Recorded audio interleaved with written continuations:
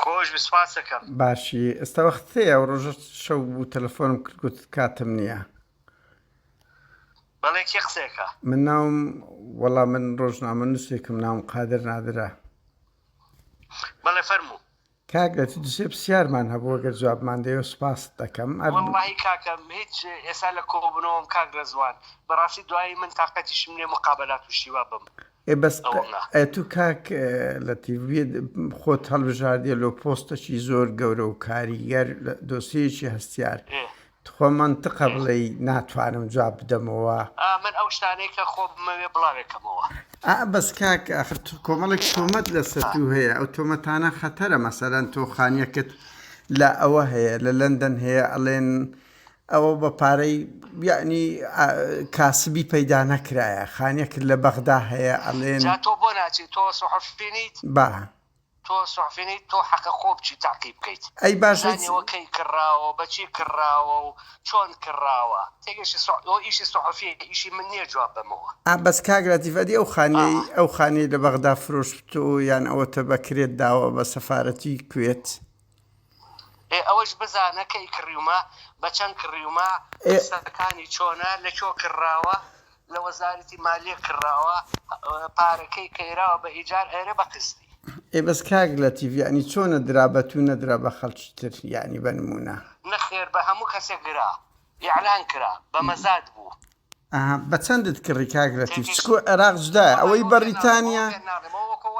من بە تۆ بڵێ مەعاشێ چەندە نا کاکە تو کابراایکی پۆبلیکی خۆت هەڵبژاردیە چۆن دەکرێ بڵێ وەڵاهی ئەمن بچۆ لە وەزارەتی مالیە پرسە بەڵێ کاکە ئیشی ئێوە ئەوەیە کە خۆتتان تاقی بکەن و بیدۆزنەوە. ئەمن لە سوید لە چێ بگەمە بەغدایە لەو دۆسیێکی ئەبێ وابیت ئەی باش سوال لە خەڵک بکەیت و بڵێ مەعاشەکە چەندە و چۆن نییە ئەوە تۆ لە سوید شتی واکەیت لە سوید زۆر ئاساییە کەسی دیار کاک لەتیف ئەمن من لە تۆ زیاتر لە ئەوروپا ژیاوم. ئەزانم کاک لەتیف ئەزانم برا ئەگەر تۆ بتەوێ بچۆ لە وەزارەتی مالیەی عێراق پرسە. من ئەوەی لەندەن لەگەڵت دام ئەبێ بچین لەندەن دەرگا کراوەیە لە هەموو زانیاریەک بەس بەغدا کراوە نییە کاک لەتیف بەسە کاکە لەسەری مە ڕۆڵە جواب نامەوە. کاک لەتیف تخواوە سلوبە منەوە هەبڵاو کەمەوە کەسێک خۆی هەڵبژار بیرۆ سەر و کۆماری جواب داتەوە ڕۆژنامە نووس نانە ئەگەر ڕاست بوو ئەوە ئەزانم بەس هیوادارم داوا لەسەر قەی دەکەم. باش بەسەر چا ئەم هیچ تۆمەتم لۆدا ڕاستە نەکردیە بەس کاک لەتیف دوایین شتم تخوا ڕاچیە لەسەر کاک مەسعود بارزانی ئەتو لێدوانێکدا لەسەر ئەوەی ڕایم لەسەر کاک مەسعود بەرزانی سەرۆکی پارتی دیموکراتی کوردستانە. بەڵێ ئەوە پارتی دیموکراتی کوردستان خۆیان هەڵان بژاردووە خۆیان دەنگیان پێیاوە من و تۆ دەنگمان پێ ناوە. بەس ئەتومەت هت کرد لە تێکستێکدا بە شانوباڵت هەڵدا لەو ماوەدا لە کاخێر ڕاز نییە بە شانوباڵی کەسمان هەڵناوە واقع وتووە پشگیریت ناکە لە خۆ کاندیدکردن کاک لەتیف دوایین شت پارتی پێخۆش نییە پارتی پێخۆش نییە بە ڕێزت دەربچی ینی پشگیریت ناکە لە دەرچوونی من کاکە بە کەسم نەوتووە نە پشگیریم کە نە دوژمنم بێت من خۆم تەرشیح کردووە و پەیوەندیشم لەگەڵ هەموو حیزبە عێراقیەکان و کوردەکان و منەظەماتەکانە کردووە و هەمووش بەرنامجەکەم ماونەتیە تۆ لە سویدەوە تەلەفۆنەکەی ئاگای لە وەزعەکە نییە ئەگەر ئەتەوێ متابعەی ئەو شتانە بکەیت ئەبێ بێ لێرە بڵێ کاکە بەرنامجی تۆ چییە بڵێ تۆ چی ئەەکەیت تۆ کەی خۆت تەرشیح کردووە ئەو سوال لە من ڕئیم چی بێ لەسەر ڕئیسی حیزبێک ئەگەر من ڕئیم هەبێ خۆمە ئینوسم لەسەری بەس ڕۆژنامە جوابی تۆ بەمەوە باس کاک لەتیف بۆ خۆزان ڕۆژنامە نووس ئەو مافەی هەیە ئەو پرسیارانە بکە باشە وەنی هاوڵاتێکی ئاسایش کە بەڕێزت وای مەمنون دەبم نام سوپاس دەکەم کاک لەتیف شتێکی مۆدێرنانەیە دەستخۆش بیت و ئەتوو لە ململانەیەکی لە بۆ پۆستەکی هەرە گەورەی باڵای عێراق ئەزانم کاکە بەڵام کەس لە کەس ناپرسێت بەبێ ئەوەی تاحقیق بکات ئەم خانۆ لەکوێ بەم خانۆ لەکوێ بووە تۆ ئەزانی من چەند ساڵ پێشەوەی بێمەوە دەخلم چۆن بۆ چیم هەبووە بە وردی نازانم بەس کاک لەتیفە تو پێ دوایە هەموو بەرپرسێک لەو کوردستان یعنی ئێستا بەڕێزت باوا بڵێم هیچ پارێژێکی غێر مەشروعت ئەوە نیە ینی مێژۆکی بەڵێ من خۆم بەڵێ یەک معاشی شموەر نەگرتووە لەم ئەشەمبیلا تەنها معاشی وەزیری وەرگرتووە دوایەوە تەقاعودیش حەزەکەی بچۆ چێک بکە و هەرچی شتێکیشم کڕیوە بە پارەی خۆم کە لە دەرەوە هێناومە کڕیومە تێگەیشتی بەڵێ حەزەکەی بچۆ تاحقیقی بکە حەزەکەی حساباتی بانکەکەەوە بمبێ وەڵای سوپاس ئیتیهامکردن و تێگەیشتی ئەم پرسیارم کردی ئیتیهام نەکردی کاک لەتیف ئەزانی کاکی خۆم من 15 ساڵ لە سەحرا ئیشم کردووە ئەزانم ئەندازیار بووی بەڵێ لە خەلیج من کە هاتووشمەتەوە بۆ ئەم وڵاتە بڕواو بێ زۆربەی مەصاریفی ئەو چالاکی کوردایەتی لەسەر حسابی من بووە بەڵێ ئەوە حەزم نەکرۆ قەت باسیشی بکەم و قەت باشیش ناکەم حەزەکەی خۆ بپرسە دەپرسم زیاتر کاگرەتی توخوا دوایین پرسیار تۆ کادیرێکی کۆمەڵی ڕێزدەران بووی واوەیان نا لە خۆناغی یەکێتی بووی یەکێتی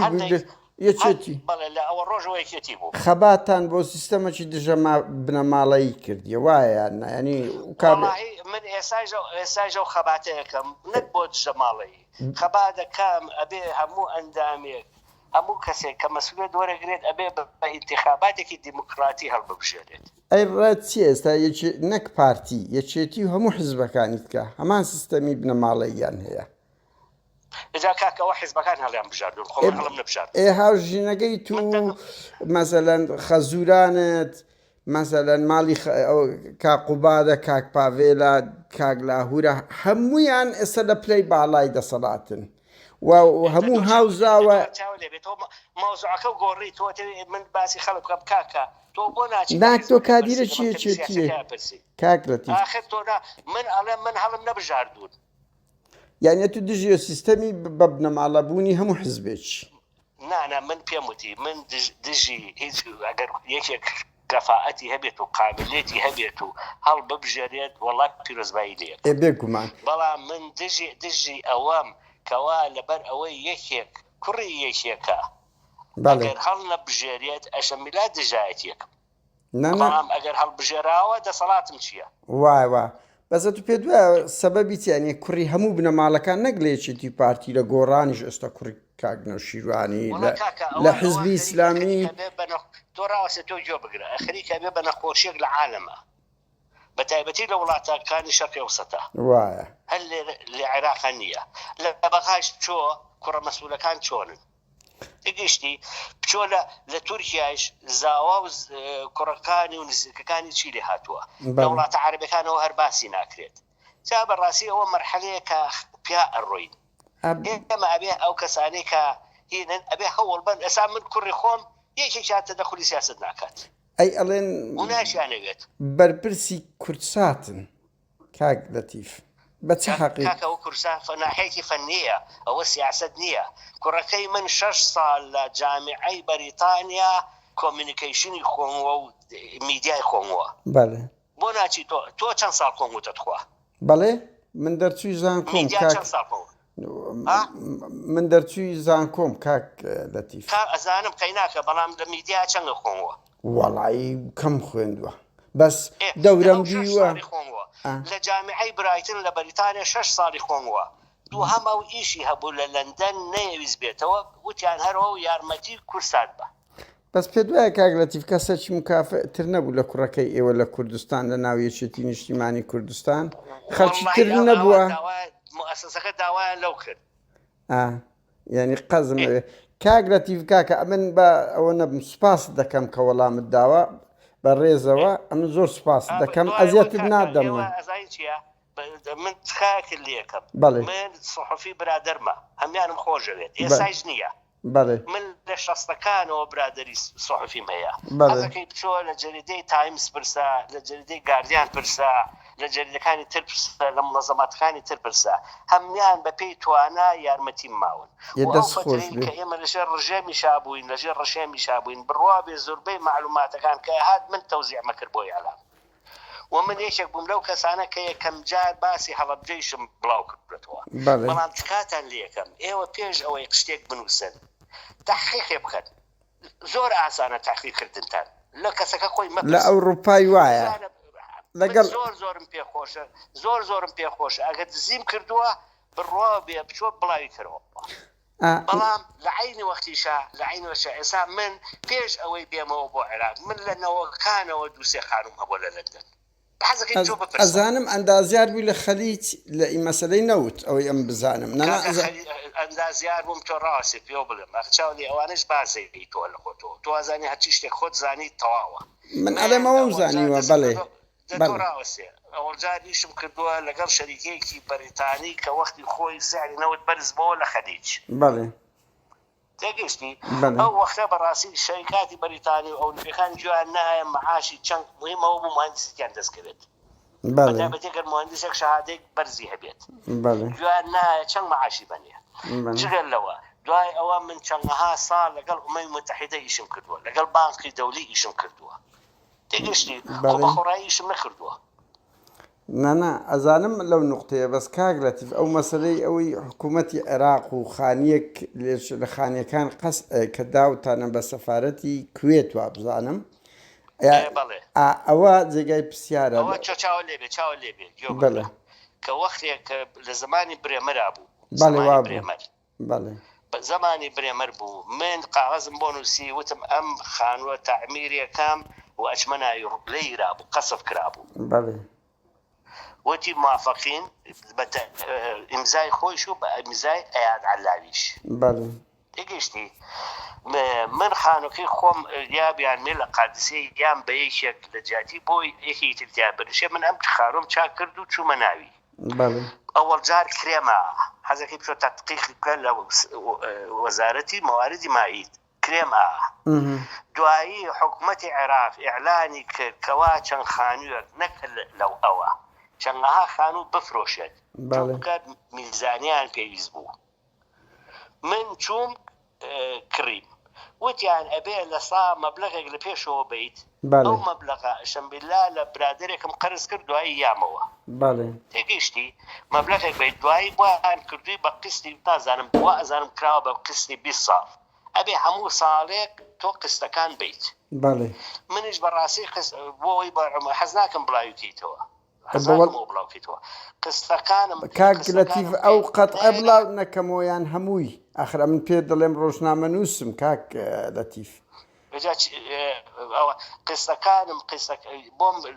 قستەکانم بۆ نائرا زۆر بوون چوومیان بە هین سەفارەتی کوێتی بە دوای خانووە ئەگەڕا ئەتا خۆیان داوایان لە ڕیاسەتی جمهوری کردوێکیە کرد من ئەو وەختە لەگەڵ بەتەنیا بووم لە بەغا لەگەڵ جەنابی مامجەلالە لە خانوویەکە ئەژیام یان بکرێ ئێمە شەرۆمان زانی چۆ تحقیقی بکە چۆن خەڵک چوە بۆ مەزاد هەتاوەکو یەک دوو جار یەک دوو تاجیری بەغایش لەسەریان زیاد کردم کاک لەتیف ئێمە هەروەمان زانیە بە حکمی ئەوەی نزیکی مەسەلەن سکرتێری پێشووی یەکێتی نیشتیمانی کوردستان بووی بۆیە شتەکەت زووتر دراوە بە تۆ هیچ جوانیە ئێستا کەسێکیان حەزەکەی دە کەسی بۆ بنێرم کە کڕیان کاک لەتیفەر ئەوەندەی ئێستا تو ئەوەیەک خۆتە تۆ تەحەدا دەکەی هیچ گەندەڵیەکت نەنەم تۆ خەڵەتەکە چۆنە بەڵێ فەرموو لەگەڵ مامجەلال فەقیرە ئاگایشی لێ نەبوو کە مرۆ خانۆ کڕی حەقی نەبوو بەسەریەوە بەس کاک لەتیف پێت ناخۆش نەبی ینی هەموو هاوڵزاواکانی مامجەلال ئەزانم هەموو هاوڵزاکانی مامجەلال هەموو پلەی باڵاتان هەیە چیهانتان کای دکتۆر فەقیر خەمەساویری ڕقی 5 ساڵە لە ماڵەوە دانیشتووە ئەی پێشتر سەفیری کام وڵات بوو جەناب شەهادەی هەیە بەقەدەر خەمەساویر ئێقەیناکە کاکسە باشە بەس یعنی خزم و کەسوکارەکانی ئێوە شەهادەیان هەیە خەڵکی تریەشێتی نیوێتی کە پلەیەتی بەنمونە من ئێستا چ هینێکمەیە پلەیەکمەیە هیچ ئێستا نیتت بەس وەختی خۆی وەزیر بووی یعنی وەرگرتنەکەشی وەنیا من ڕاوەسی پێ بڵێم شەهادەکەی من بچۆ لە وەزارەتە سەیریکە بچۆ لە سەیریکە یەکێکیان نییە پرۆفیسۆر بن لە جامیعە بەڵێ زۆربەیان شەهادەیان نییە من شەهادەی جا بۆ معلوماتی جەنابێ بەڵێ شهادەی جارێ بە کاک لەتیف ئەلو دکتۆرام هەیە پرۆفیسۆریشم هەیە لە جامیعەی ئێکستەر بچوو لیان پرسە لە مەسەلەی ئاو شتیوالەت هەیە یان نەوتتە بوو بەڵێ هەمووی لە مەسلەی ئاوایە هەمووی لە مەسلەی ئاوا کاک لەتیف بەوەی بەبیرم هاتەوە بەڕێزت هەوڵت دابوو ینی شتێکی پۆزتیفە باز دەکەم کە سەدی بێخمە و ئەوانە چاپکێ و پارەیەکی باش بۆ تەرخان کرد زمانی منا چەند سەدمان چاکرد بۆی چاولی بێت حەق بە دوای ئەوانە بکرێت ئێ باسەکەم وا من بەبیرم هاتەوە لۆت باز دەکەم بۆی خەڵک بزانی بەڵێ ڕاوەسێ پەلە مەکە پەلە بکە لە زمانی منە حەزەکەی بچۆ سەیریکە بچۆ لە مەندەلیەوە بەڵێ زاخۆ نۆ سەدم دروست کردووە بەڵێ لەو فترەیە نۆ سەد دەست خۆش چایەوە بەڵێ لەگوێ بگرە خانەقین بڕوا و بێ خانەقین خەریک بوو هەمویان لە چینوانە ئەمردن بەڵێ کە سەدم بۆ دروستکردن چاکت کرد دەست خۆش اینجا لە منطقەی شەرق هەر لە منطقەی کوردستاننا لە منطقەی شەرقیش تقریبەن وازانم 11 سەدی بچووکمان دروست کرد چونکە مەسەلەی ئەو ئاوی بارانە کە لە ئوردون و لە سعودیەوە بەرەو عێراقی دێت بەڵێ جاران بڵاو بۆ ئێمە گرتومانێتەوە بۆ مەڕووماڵات و بۆ حوشتر و بۆ زەراعەت شتی زۆر هەوڵم ما 2 ساڵی ڕێک هەوڵم ما و حکوومەتی عێراقیش میزانی بۆ دانا بۆ ئەوەی سەدی بێخمە دروستکەین بەڵێ ئەو گرنگە بەڵێ بەڵام جا بگرم حکوومەتی هەرێم بەڵێ لەو وەختا موافقەتیان نەکرد لەسەری بوو کاک لەتیف ئەوە بچۆ لەوان پرسە وتیان لەبەر ئەوەی هەندێک گوندی بارزان و ئەوانە دەکەوتە بەرێ و نەخێرەوانە هەمووی علاج کرابوو ئێ باشە حکوومەتی هەرێم بۆ خۆ دەزانی وەختی تو پارتی و شێتی پێکەوە بوونە ئەو هۆکارە چییە ئەوە شتێکی زۆر گرنگی مێژوویە ینی بەڕاستی کای ئەوە من دەستخۆشی لێ دەکەم کە و هەوڵەت دابی هەوڵەتدایە بەڵێ بەڵێ حکوومەتی مرکزی کە من دەستم پێ کرد و شەریکاتەکارم هێنایەوە بۆی دراسەتێکی تازەی بکەن چونکە بەعزێکی کراوە دروست کراوە سەدی بێخمە بەڵێ لە سا 20 سەدەکە دروست کراوە بۆ ئەوەی تری مندا لە باسم کرد لە مەجلیسی وزەرا وتیان باشە بە شەرتێک حکوومەتی ئیقلیم موافقەت بکات چونکە ئەوان بعضی جار کە ئێمە مەشاریعەکەین لەوێ بە تەدەخولی ئیقلیمی داهێنێن وایە منیش بەڕسمی شتەکانم بەڕسمی کرد نەئەچوومە سەبەب و مەسبەبەوە قاغەزم بۆ نووسید موافقەتیان نەکرد بەس سەبەبی موافقەت نەکردنەکە نەیانگوت سەبەب چییە ینی ئەو پرۆژە گەورە نەتەوەی یا چەندەها جاریان سەبەبە کرد کۆمەڵێک سەبەبیان هێنایەوە بەڵام من خۆم شخصیان ئەگەر لێم بپرسید بەڕاستی قەناعەتم بە سەبەبەکان نەکرد بۆی ئیمانی هەبێ باشە کاکە بەڵام مناقەشەم کرد بەڵام کە ئەوان موافقەت نەکرد حکوومەتی مرکزی زوتیان بێ موافقەتی ئەوان ئێمە پارە ناتوانین سەرف بکەین وایە ڕاستە کاک لەتیف دەست خۆش بی وەڵایی من هەر ئەو پرسیارە لای من گرنگە کە تو تحەدا دەکەی هیچ گەندەڵیەکت لەسە بێت و ئامادەی خۆت دەردەبڕی کە ئامادەی بانق و ژمارەکانشی و ینی شەفافیەتی خۆت دەردەخەی ئەوە بە شەرتێکیش من چەندم سەرف کردووە بۆ یعنی لەسەر حسابی خۆم بۆ حیزبەکان و بۆ منەظەماتە کوردیەکان لە کۆن ئەزانین جدا بوو بەڵام لە ئێستا مەسەن زۆر جار قائیمە و شت دەکرێت لە سوسیال میدیا بڵاو دەکرێتەوە بۆیە من دەڵێم لە زاری خۆت ئەزایەتی کاک برم بەعزە جار ڕسمی کوڕەکەی من بڵاوکەنەوە لە نادیەکی کالیفۆرنیا کە فەقیرە هەر لە حاتی نەچوو بۆ کالیفۆرنیا ئەگە بشتێ نۆرماڵە ینی خۆ هەمومان دەچین بە کافیتێریا بە نمونە بۆ ئێمە ئەچین لە کالیفۆرنیا شت کڕین بەس ئەزانیتی کاک لەتیف سەبەبەکەی چیە لەبەر ئەوەی خەڵک موقتەنە نییە بنەماڵەی ئەو کە دوو بنەماڵێ و بەرپرسە باڵاکان لە ژیانێکی پاک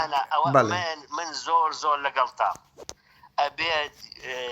هەوڵ بین بە هەموو نەوعێک ئەگەر گەندەڵی چارە نەکەین بڕواتان بێ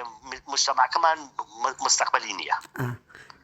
دوای ئەو شتێکی تریشی پێڵم حەزەکەی تەزیلەکە هەمووی تەزیلە کاک لەتیف بەرێ هەمووی تەزیلە بڵاو دەکەمەوە بەڵێ هەموو چی پێڵێن هەمووی ئاخەت خال لێکم بەم زوانە بڵاوی مەکەرەوە ئەی کەی بڵاوکەمەوە والله كيف بالله مكروه آخر أم قسم لقى كردي روزنامە نووسە کاک لەتیف خۆ من ئینفۆرماسیۆن بۆ شخصی خۆم ناوێ وایە هەموو حەزەکەیت هەموو ئیمپراتۆرێتی دنیا کە ڕووخاوە بەهۆی گەندەلی و ڕووخاوە نەنە منتەهین کاک لەتیف هەمومان اتحاد سۆڤیەتی و کەمپی اشتراکی ڕووخا کە نیوەی دنیا بوون وەنیە نیوەی عەزەمەتی دنیا بوون باشە ئەگەر شتێک بڵاوکەیتەوە بەغەڵەت بڵای حەزەکەم پێشەوەی بڵایکەیتەوە ئاگارم بکەیت کاک لەتیف من ئەو دەنگەت هەموو لۆ دەنێرمەوە باش نییە هەم هەروە بڵاو دەکەمەوە چت گوتووە بەبێ زیاد وکەم بەبێ زیاد وکەم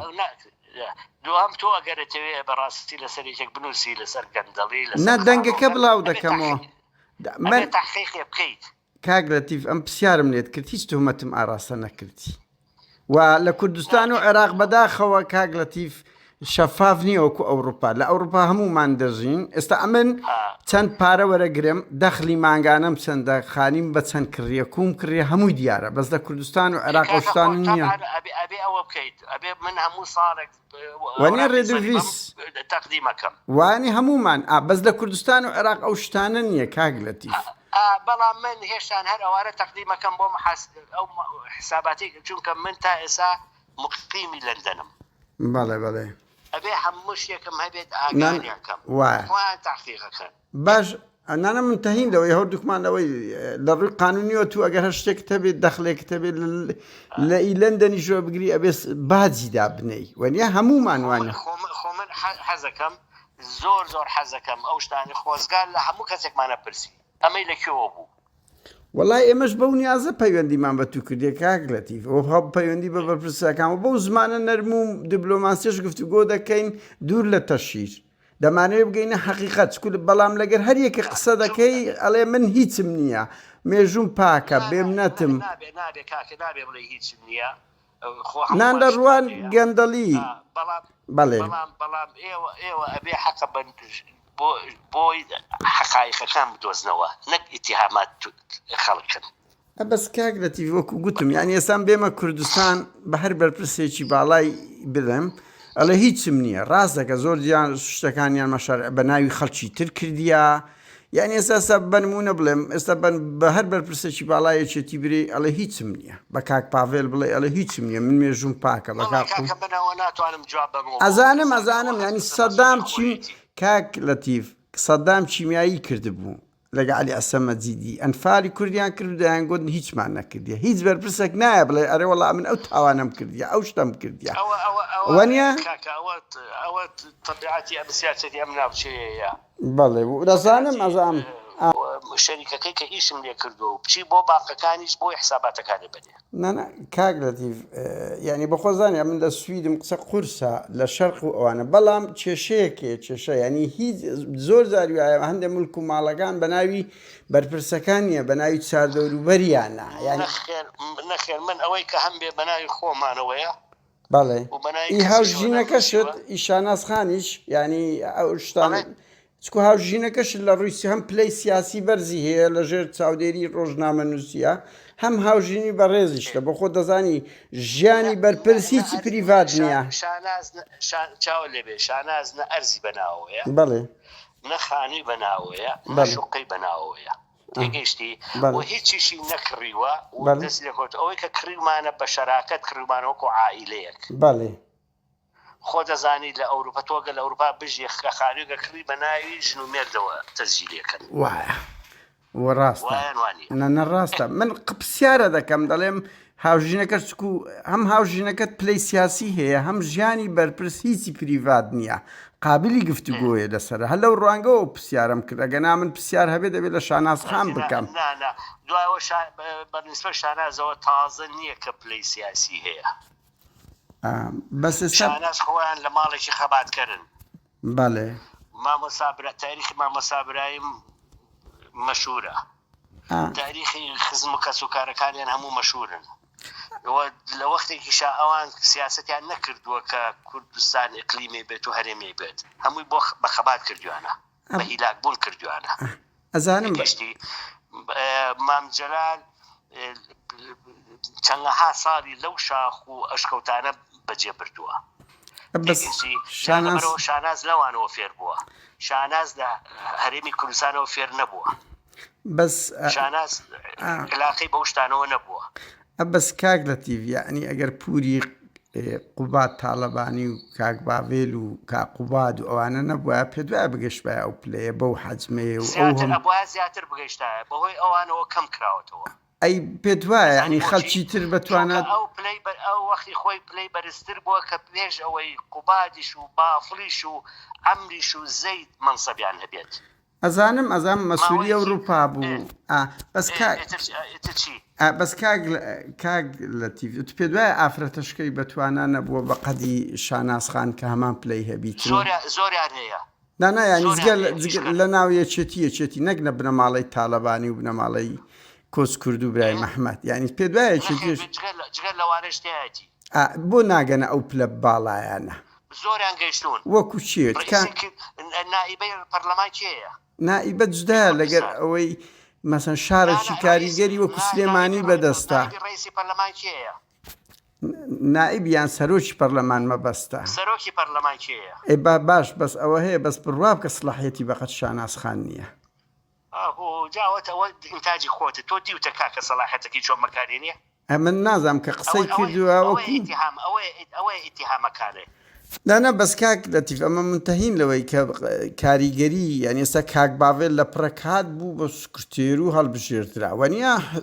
ئەوەشی لادا کاک لاهور لە سەرویش بوو لاشیدا ینی ئەمە ناچمە ناو ئەو مۆزوع بۆی بەغەڵەت تێم نەگەی و ناشمەوێ ئەو دیدارە بە خراپ ئەوە بی بۆیە ناچمە ناوەندە پرسیار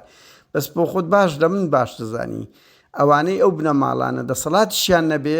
بەڵام کاریگەریان زۆر زیاترە لە مەکتەب سیاسیەکان منتەهین وابزانم هەردووکمان لەو خاڵەدا من منتەهین نیم لەوە بەزانم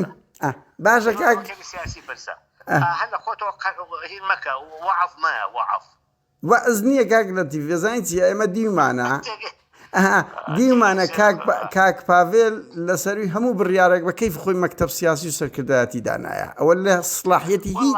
هیچ بەرپرسێک لە تاریخدا نیە تۆ لە ئەوروپای مۆدرن بووی وایە نا تۆ بەمنەوە پێم وتی وتم نامێ باسی کەسم لەگەڵا بکەیت ئێمنیش ڕێزم گرتی بەس پرسیارە تۆ کادیرێکی یەکێتی باڵای کاک لەتیڤ ئەمە زۆر سوپاست دەکەم بۆ ئەو دیدارە باشە چاوی من بۆم بنێ